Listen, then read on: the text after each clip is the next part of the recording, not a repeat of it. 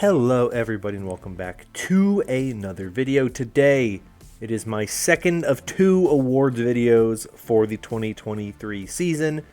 If you didn't see it, on Friday I put out my Roll Stars picks for 2023. Today I'm going to be doing some other awards here today. I have 6 of them. I have the Best New Home Award, which goes to a player who changed teams in the offseason. Very interesting year for that award, considering a lot of players changed teams this year. So a lot of stuff there. I have the Best Midseason Edition Award, Comeback Player of the Year, Coach of the Year, Rookie of the Year, and of course MVP. So lots of awards to go over this year. Lots of fun to be had. So let's go. Let's jump in and let's talk about my awards for this season. And the first one we're going to start with is the Best New Home Award. So like I said, Best New Home Award, very difficult one this year when you just consider the sheer number of players that moved teams this year. Lots of kind of new super teams being built where they only had one player that they carried over from the previous season or none that they carried over from the previous season. You think about teams like Houston, Atlanta, Boston, even Florida, they kept a lot of their pieces. They brought over some new players. The Hangzhou Spark, the Seoul Infernal, lots of these teams had lots of major changes to their rosters. So it's a very difficult one to narrow down to just one player. I did narrow it down to one per team because you could argue that the entirety of the Atlanta roster deserves it. So I did narrow it down to one per team that I think was the kind of most impactful. And all the awards today, much like my Roll Stars, they are going to be presented in alphabetical order. So I have 5 candidates per award.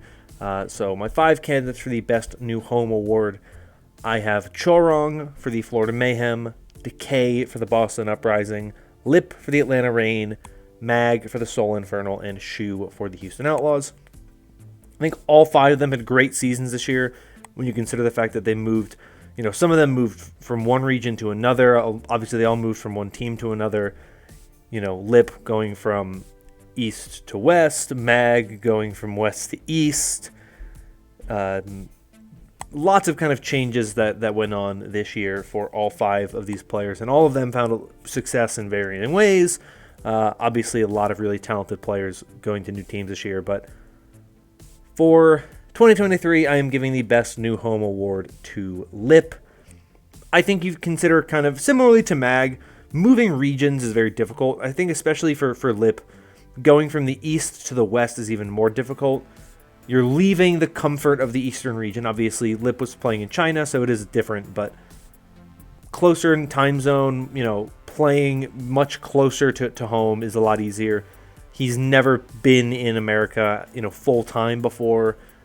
So it's very impressive. They're going to see him make that move and also go to the arguably harder region this year as opposed to the Eastern region having been kind of the weaker of the 2 regions for the past couple of seasons. Being able to make that jump and make that adjustment and come in and have that high of an impact pretty quickly is a pretty impressive thing to see. And so I think Lip really, to me, similar to Stalker, of course, you could have given it to him as well. Both of them making the change from east to west. Very difficult thing to do. You know, you could say the same about Lee Jae-gon or Izayaki, though he has, of course, played in the Western region in the past.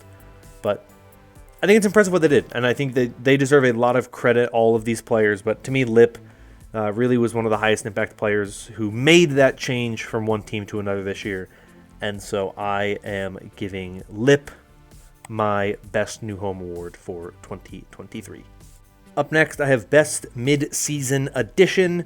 This, to me, is one of the most impactful awards that I like to give out because I think it's important to highlight players who are not most likely going to get recognition for stuff like Rookie of the Year or MVP because they just don't have the full season.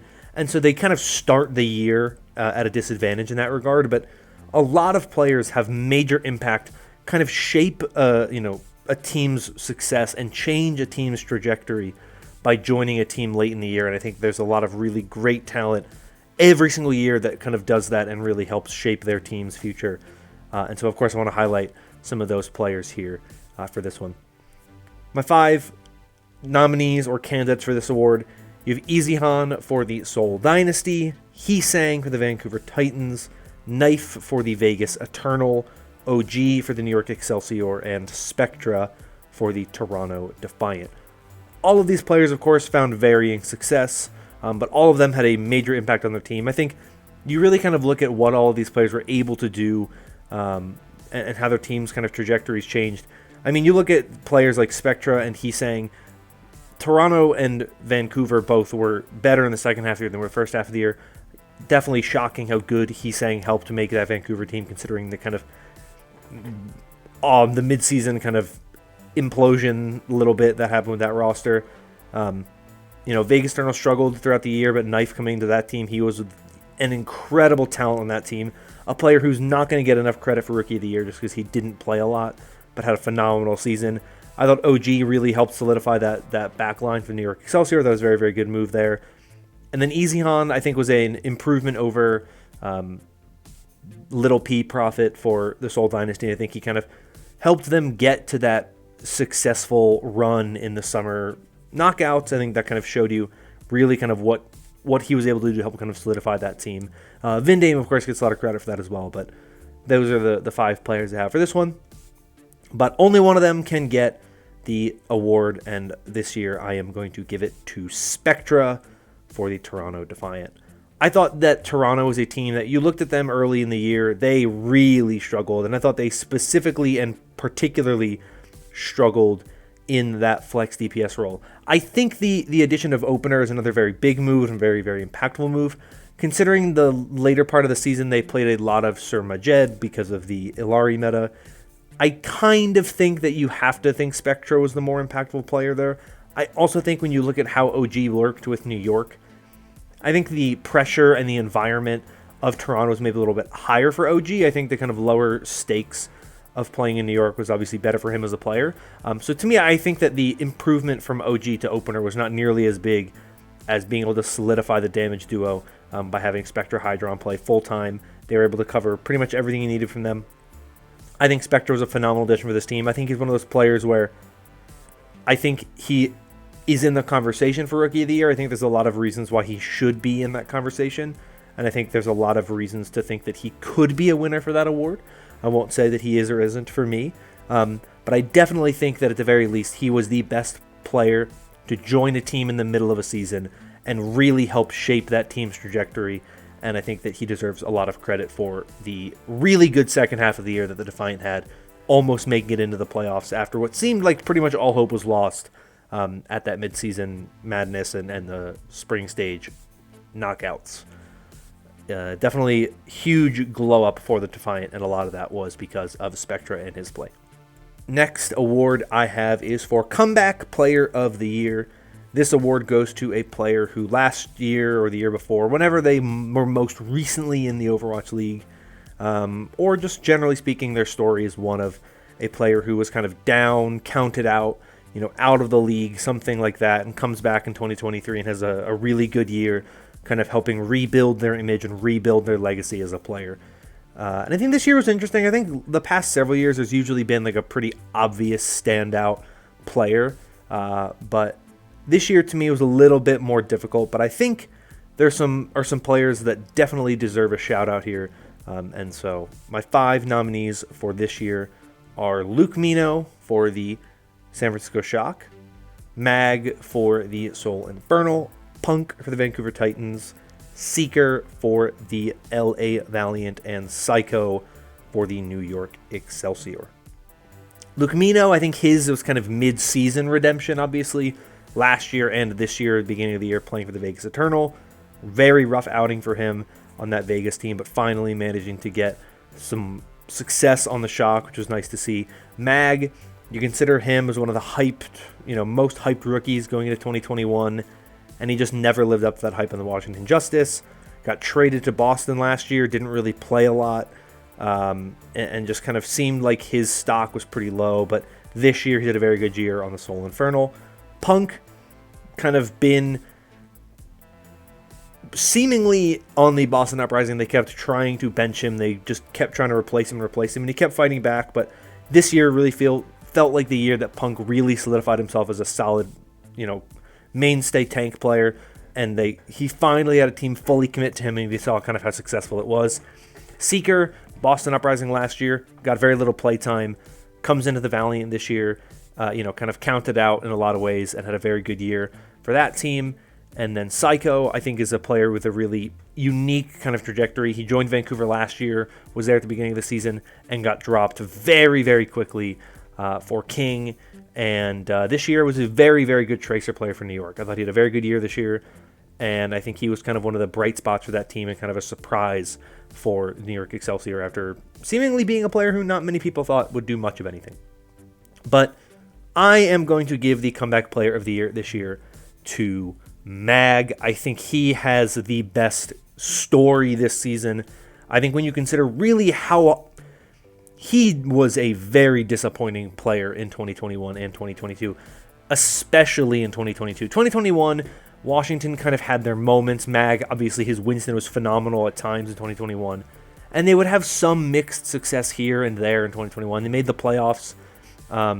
They made a couple of tournament appearances, stuff like that. But they just never really clicked in the way that you thought that roster would, especially with players like Fury on that roster. Of course, Decay was on that roster. There was just talent all around him, and you thought it would work, and it just never really worked out. And last year, Washington just did not get things clicking. Obviously, that's when he was traded to Boston, didn't really find a lot of success. But this year, I think, really was good, not just because we saw Mag perform well in Winston here, we knew he was good at, but we also saw him pull out the Wrecking Ball that looked very, very good, and his Reinhardt he got to pull out, and he looked very good. And I think he finally was in a team environment that felt a little more solidified, and it was kind of good to see him really be the player that they were committed to, and they really put a lot of time and effort into making sure they could play around Mag and his strengths. And so it was nice to see a team that really did kind of get built around Mag as a player, and a lot of, I think, love went into making sure that Mag could be the guy for this team, and really he has been a phenomenal tank player this year, and I think he absolutely is deserving of comeback player of the year for 2023. Now we get into the big three awards, the awards that the Overwatch League gives out every year, and we're going to start with Coach of the Year.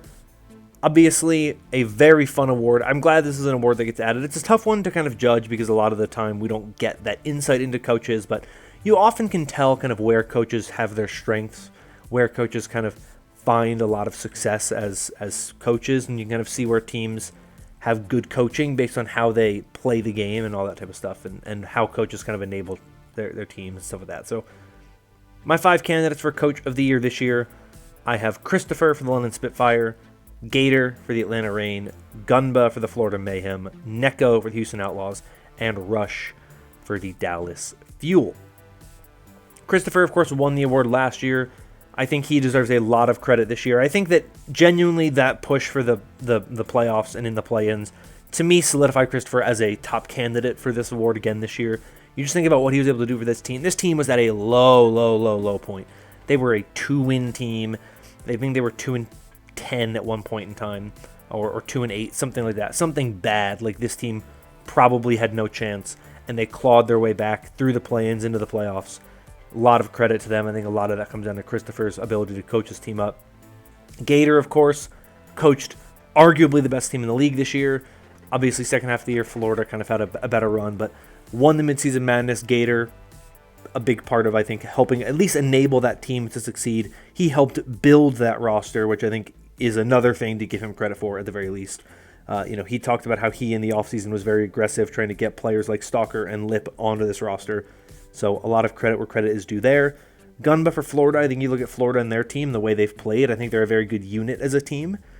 Sometimes I think a better whole than they are individual pieces. Though their individual pieces are phenomenal, I think you can see that Gunba has really embraced this team and its strengths and its weaknesses, and kind of done a lot to enable its strengths and diminish the weaknesses, which I think is nice to see. Neko, first-year head coach for the Houston Outlaws. Don't necessarily know how much he does in comparison to Junkbuck, but I think you consider what this team is, how good they've been. Neko being a player that has that experience and comes in and helps really kind of set the tone for this team in a lot of ways. And I think that he certainly had a big impact on the Outlaws. And then finally I have Rush, obviously big name coach, one of the most well-known coaches in the league, one of the greatest coaches in Overwatch League history.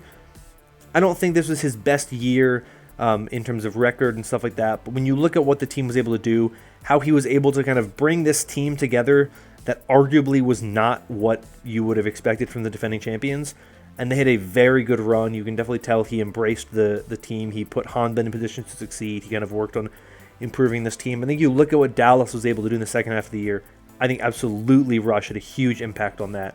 I think he's a big part of why the Dallas Fuel made the run into the playoffs that they did.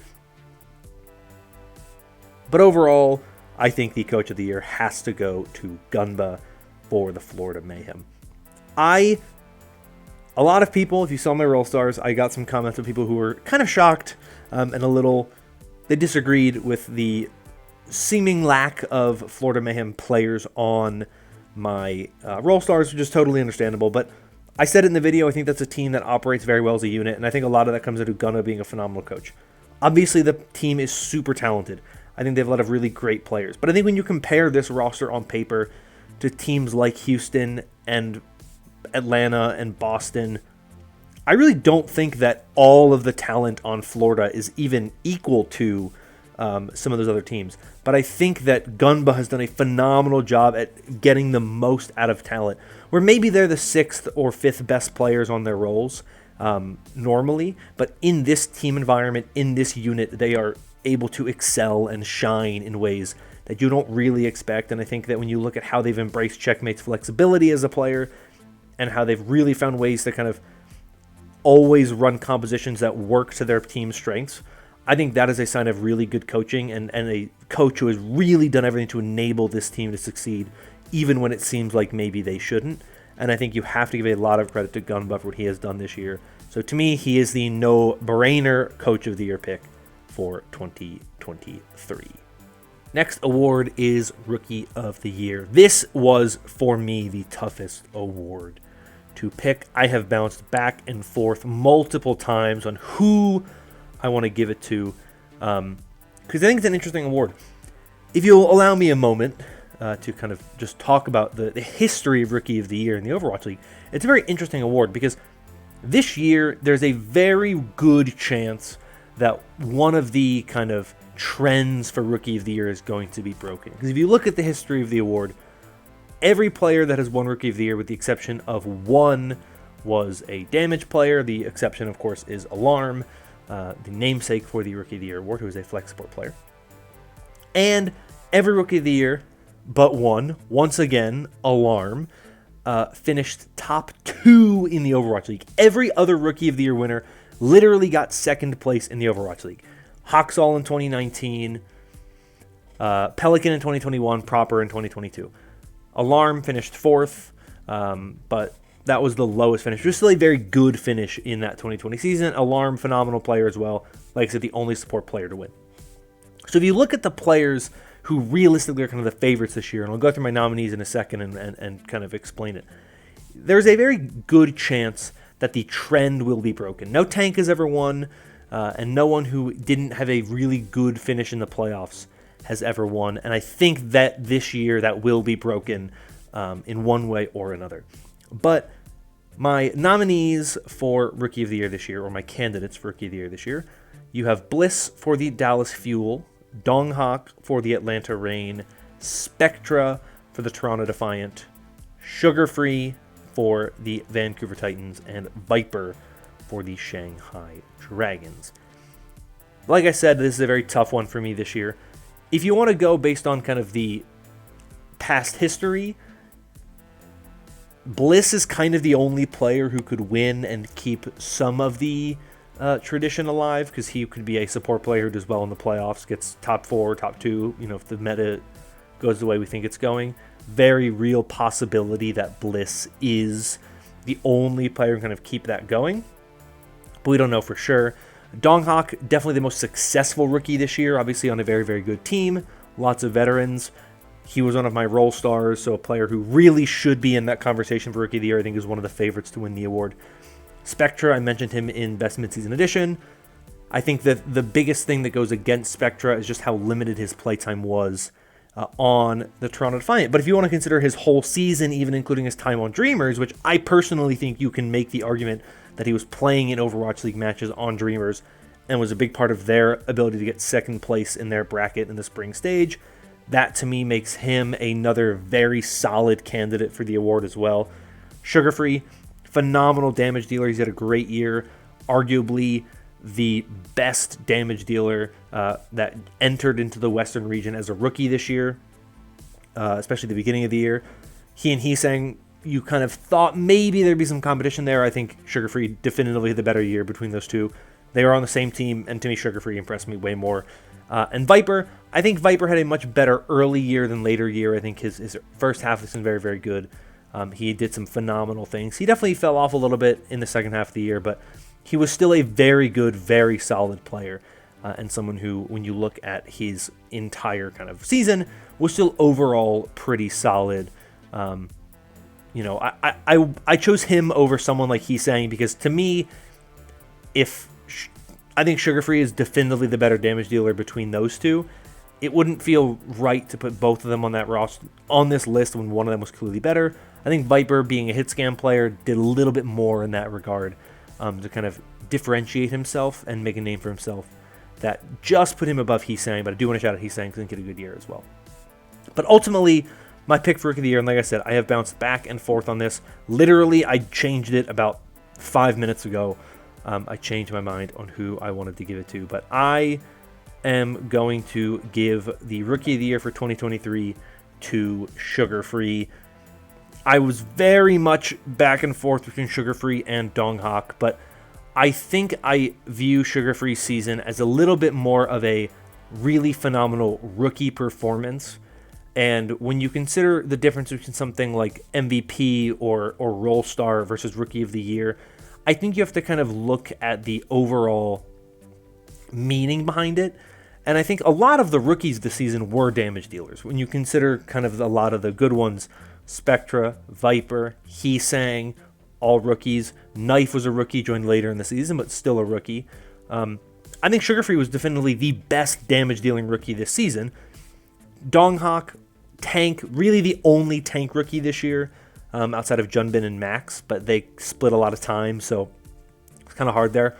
Donghak, very, very good year, very successful year, but I think, to me, the thing that sets Sugar Free apart from the other players is that, to me, Sugar Free just pounded and dominated games a lot. He would carry Vancouver to victory sometimes on Genji, on Tracer, which is not something that Donghak did. Donghak was a very solid player, played his role very well, and it's why I think he was a tank role star. But to me, when I think of the best rookie performance this year, I have to say Sugar Free. I think he has just been a phenomenal staple for that Vancouver roster. They were fighting till the very, very end, and a lot of that was because Sugar Free and his performance this year. And I think you have to give a lot of credit to him, especially when you consider kind of the change mid-season, how the team had to kind of embrace another damage player who played a very similar hero pool to Sugar Free, and Sugar Free was still able to be the one that the team fully committed to. He was the playmaker. I think he really is Rookie of the Year. He was my preseason pick, which maybe influences me a little bit, I won't lie, but I think Sugar Free had a phenomenal year. I think it's disingenuous to ignore the phenomenal season he had this year, and so he is my pick for Rookie of the Year. Finally, the biggest award of the year, my pick for MVP for 2023. Lots of really good candidates. I wish, I've mentioned this before, I think there's one snub, which is Chio. I think Alfie also is a very, very good candidate that didn't get nominated. But I chose my 5 from the list of 10 of the Overwatch League put out. I narrowed it down to my 5 top picks. I tried to pick one per team. Unfortunately, only 4 teams were represented, so there is a little bit of overlap. But that is unavoidable with the way the season and the nominees were done. So my 5 candidates for MVP for 2023 are Fielder from the Atlanta Reign, Lip from the Atlanta Reign, Shu from the Houston Outlaws, Skewed from the Seoul Infernal, and Someone from the Florida Mayhem. All phenomenal players this year. All of them deserve a lot of credit for their success this year. Fielder and Lip, both of them played on arguably the best team in the league, like I said before.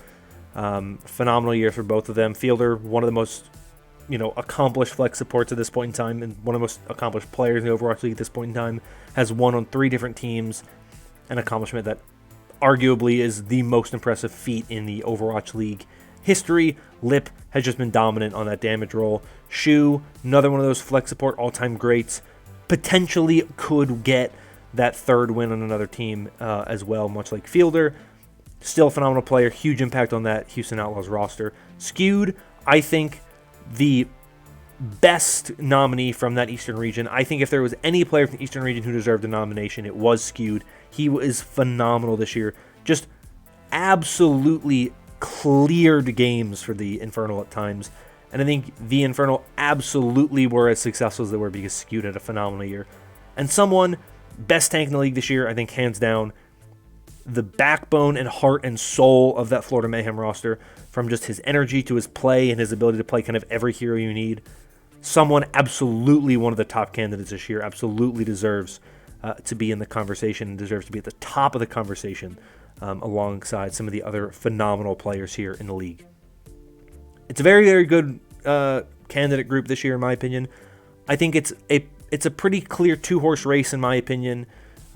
I think everyone is kind of in between Lip and someone for the award. And I personally am giving my 2023 MVP vote to none other than Lip. He was my preseason MVP pick, but I think when you look at what he has done this year, it is pretty clear that he is MVP. I have a couple notes that I wrote down that I really wanted to kind of pick to highlight why I chose Lip over someone who was my number 2 choice. Number 1 to me is that when you look at the majority of the season, right? The majority of the season was that Sombra meta. That Sombra meta was played because Lip.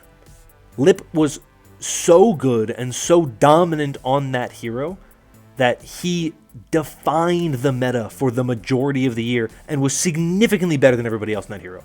He was the best player on the meta-defining hero, and every single team in the league had to play a style that was meant to either match or try to counter that, and all of them failed until the,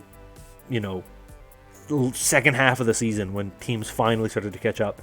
And even then, Atlanta was still better than almost every team in the league. I mentioned it before as well in my Best New Homes thing.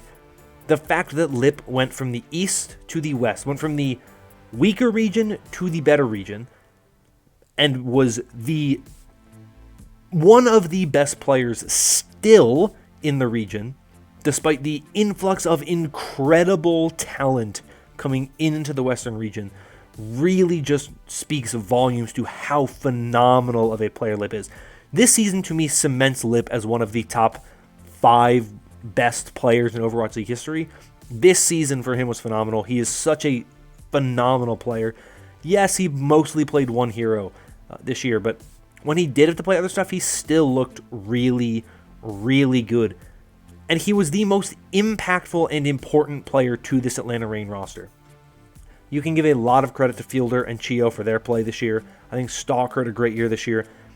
I have heard a lot of things about behind-the-scenes Lip and how he is a big part of how the team is able to kind of work together in comms, and that he's a big, he takes a lot of resources away by playing Sombra. Sombra's a hero that's very interesting because Sombra is not really the playmaking hero in the way that someone, like Lucio or Tracer is, where they get all the kills and they get the eliminations and the kill feed. But Lip is setting all that up. Lip is allowing the team to have these really big, massive moments and these huge plays and these huge games.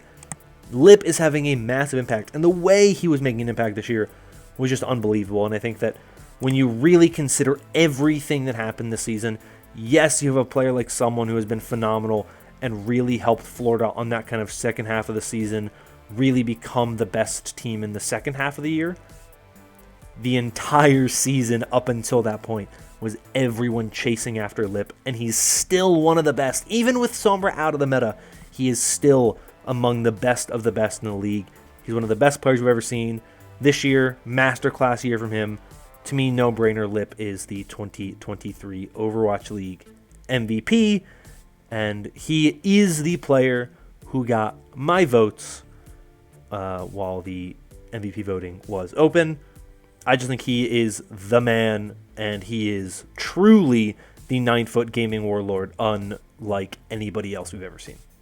So there you go. That is it for today. Those are my awards for 2023. Let me know in the comments down below where you agree, where you disagree with me. If you have a different pick for MVP or Rookie of the Year, whatever award it is. Like I said, I think there's great candidates for all of them. There's probably some that I didn't even mention for some of these awards that you could shout out as well. But those are my picks for this year. If you enjoyed this video and want more like it in the future, consider liking and subscribing. Your support does help out a lot with the channel. Obviously, we're going into the end of the season, but still lots of content to come with the World Cup and other such things. So that's going to be all, though, for me for today. Thank you all so much once again. Hope you're all staying safe and staying healthy. And until next time, bye-bye.